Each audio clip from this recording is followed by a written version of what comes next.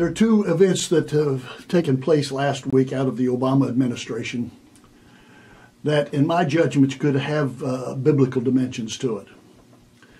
The first has to do with the threat at this point of taking the whole issue of sanctions for Israel on the part of the world and in this case the United States, taking this to the United Nations, bypassing Congress. The U.S. has exercised their veto power in the past. The question is whether they would do that in the future. So this remains to be seen, but it is an ominous threat. The second is even more concerning, and it has to do with the capacity that the Israelis have for a nuclear weapon themselves. Now, this has been a supposedly known secret for years. I've heard about it for 30 years, but they have not expressed a willingness to reveal whether that's true or not. But this past February, and I want to read this. This is from a White House correspondent. This last February, the Pentagon declassified 386-page report from 1987, several years ago, exposing for the first time ever, the actual depth of top-secret military cooperation between the United States and Israel, including, amazingly, information about Israel's acknowledged nuclear program. So they've revealed information about Israel's nuclear program. And Israel has kept that a secret, wanted that a secret. There's some indication that Israel has not forbidden the release of this report. I'm not sure about that. We'll have to wait and see if that is in fact the case. We're going on.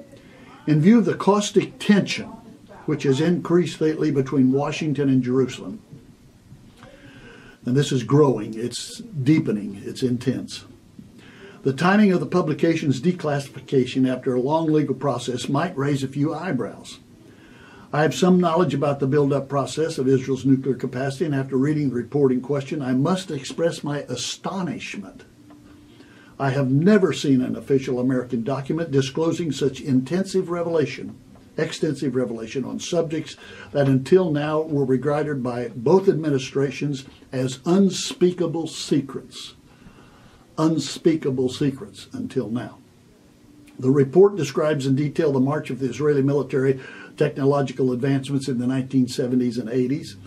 The authors drew particular attention to the development and progression of Israel's nuclear infrastructure and research labs. The most surprising segment in the report states that the Israelis are, quote, developing the kinds of codes which will enable them to make hydrogen bombs, end of quote. It should be emphasized that in the history of the relations between the two countries, there is no other published official American document that mentions in any way the Israelis' development of hydrogen bombs. This, I would say, is a betrayal. This is a betrayal of the first order, of the only ally, real ally that we have, really in the world, but certainly in the Middle East. And it's no secret that President Obama has a contempt, a visceral contempt for Prime Minister Netanyahu and for the Israeli people. It is a contempt that I would suggest borders on a curse. And when we're speaking of curses, we're speaking in biblical terms. And I'm reminded of the passage that's given to us in Genesis chapter 12, where God makes a covenant with Abraham and to his descendants forever. It's an unconditional covenant. God puts himself in the position of having to fulfill the covenant. But this is what he said in Genesis chapter 12 and verse 3. He says, I will bless those, plural, I will bless those who bless you. I will curse him, singular, who curses you. And in my judgment, President Obama has provoked the possibility of the curse of God upon himself. God will not be mocked. And I think it's important that we recognize that. And it's important that we recognize that this president, it appears that this president has provoked the curse of God upon himself. I will bless those who bless you. I will curse him who curses you. It remains to be seen what that will look like in the days ahead.